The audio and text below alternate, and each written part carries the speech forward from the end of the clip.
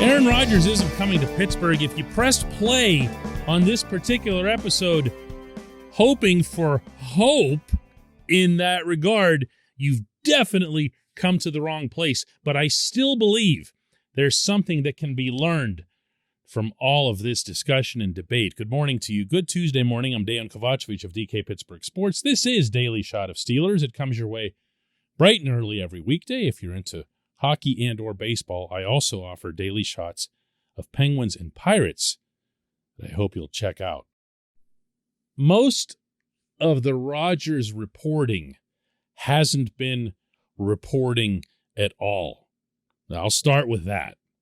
It's been a lot of clickbait factory, SI.com, and for anybody who doesn't know, Sports Illustrated stopped being Sports Illustrated forever ago.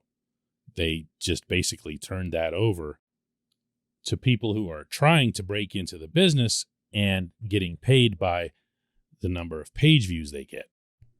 And to date, there's really only been one media outlet that's connected the Steelers to Rodgers, and even that's not really an outlet. It's Pro Football Talk that belongs to Mike Florio, of course. That's always been and was founded as an aggregator site. Mike's done a lot of his own reporting, and this was part of that, and it got rained on universally from every direction when he listed the Steelers as being one of the three teams that Rodgers might or might not consider. It was just so ridiculous that I couldn't even get through the whole thing, to be honest with you. But I also knew what impact it would have. An argument can be made that Rodgers is the very best player in football right now. And the idea that he would come in and replace Ben Roethlisberger with a clear vacancy, I'm sure, in most people's minds, yeah, that's going to come with some fire, you know? It just is, even if it's 1,000% off base. And normally, as most of you, I hope, will know, I don't even engage in stuff like this. I'd rather talk about something that's real or something that at least has a chance to happen than about, spectacular speculation like this. But, again, something can be had from this. Something can be had from even watching the Steelers' name get thrown into a scenario that you would normally never, ever, ever hear it. And that starts with people, particularly the common or casual fan, having to come to grips with what a transaction like this can cost, because it is astronomical.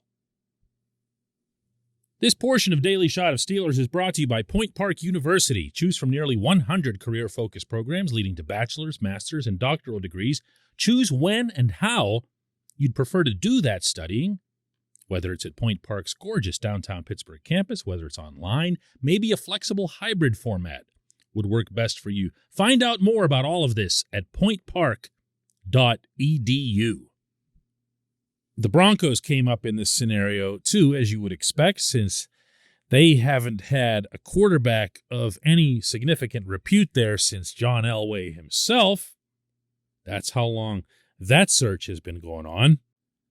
And within the reporting that expounded on the initial reporting, because that's another thing that happens, the Broncos were deemed to have needed to commit to this trade the number 9 overall pick that they have in the coming draft, plus the second rounder that they have in the coming draft, plus next year's first rounder, plus trinkets, other stuff. That is a lot to give up for a quarterback who's heading hard toward 40 years old and who didn't even really give a solid answer, at least not right away, after the Packers were eliminated, as to whether or not he wanted to continue playing football. And you're going to give up that kind of draft capital, that enormous chunk of your franchise's future for that player. But wait, there's more. There's been speculation out of Green Bay for months that wherever it is that Rodgers goes, so will Davante Adams. And that kind of makes sense. And if I was Rodgers, I know this, and I'm going to Pittsburgh, I definitely want Davante Adams coming with me, because I'm not coming here and playing behind that offensive line and with no one other than Deontay Johnson to throw to. So let's forget the draft capital. Just set it off to the side and consider instead the sheer cost, the cap space of adding Rodgers and Adams. You're now eating up every available penny of all this cap space that we've been singing about for months, that Kevin Colbert said last week was unlike anything he'd experienced as a GM. It would be poof like that, just gone. And what I like about having this out in the open and having everybody forced to talk about it is it kind of makes you realize that, hey, not everything is just fantasy football. You can't get this guy for nothing. And if you do get this guy, then what are you doing to your other needs? How much longer are you going to push back rebuilding that offensive line? How much longer are you going to push back rebuilding the defensive line? And I say that with respect to the fact that the couple of guys that they still have over there who can play are on the wrong side of 30. What about the needs at wide receiver? What about the needs at inside linebacker? What about the needs at corner? What about the extension for Minkah Fitzpatrick? What about keeping Terrell Edmonds as Minka's partner? Poof, all of it. You could just forget it. Now, would you have all the headlines? Sure. Would the entire football world be talking about the Steelers? Absolutely. Would the Steelers be getting any better? No, not even one bit. And I could offer 100 reasons for that, but I'll bring it down to one. And that is that Rodgers would still be coming to the team that's now ranked in the bottom 1, 2, or 3 in rushing over the past 3 years, and that's not going to get any better. It might actually get worse. And it's not like the situations he's had in Green Bay when he hasn't had an outstanding runner where he can just line up 4 wides and let it fly all over the field. This team doesn't have that either. It just doesn't. I'm going to remind everyone that Juju Smith-Schuster and James Washington are free agents. So you're left with Deontay and Chase Claypool and not even Ray Ray. Ray Ray's a free agent. You would have walked into the toy store and bought a bunch of toys when what you actually needed was food at the grocery next door. When we come back, just one question.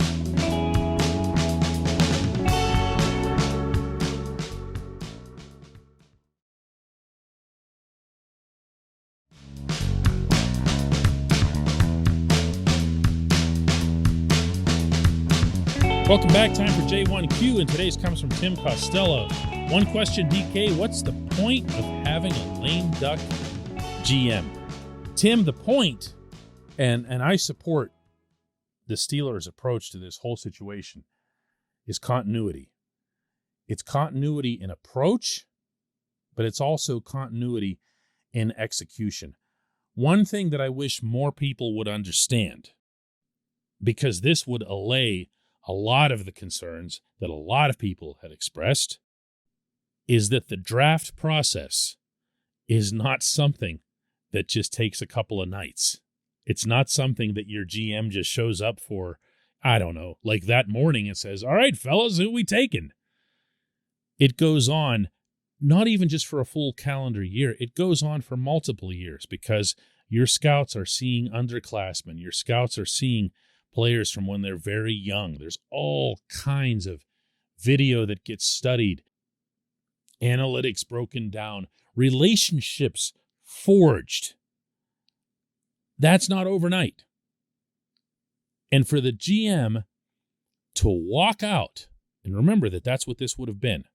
because Colbert is obviously voluntarily retiring, for the GM to walk out before the draft is executed, I'm here to tell you that would have been seen as very, very lousy by everyone around football. I'm not even coming close to suggesting Colbert would do something like that. I'm just kind of making a point here. That is the job. You're finishing the job. And that's what Colbert agreed to do. Colbert's been talking about, or hinting at, retiring for a long time. He wanted to see certain things through. We now know that he told the Steelers a year ago that this was going to be it for him. So even then, it was known that if you're going to commit to that year, you've got to commit to the entire draft process. That means that when Kevin was going around watching college games, when he was studying players, when he was getting to know them and their coaches and their parents and everything else, he was doing so with a mind toward conducting the actual draft. Now, where does that fit in with free agency and other elements of the GM's job? Well, it gets a little messier from there, but that's also part of the point here. Because if you make a commitment, just throw this out here, to the offensive line, and you say to yourself, okay, we don't really think that it's a great draft for interior offensive linemen, and I'm only repeating what Colbert actually said on that subject a couple of weeks ago, then you can say, listen, let's start thinking about how we can allocate our free agency dollars toward interior linemen while maybe looking at a tackle as a high pick, as we really like, and they do, the offensive tackles in this draft. Maybe let's look at that instead of bringing back Chuks Okorafor, who's a free agent. You see what I'm saying here? It all ends up being intertwined. So you can't just say, Kevin, we want you to hang around, but we only want you to deal with the draft, because that wouldn't work either. There's got to be somebody in charge, and there's got to be somebody in charge through the draft, through your peak player acquisition period, all under one umbrella. I really, really like the way they're handling this.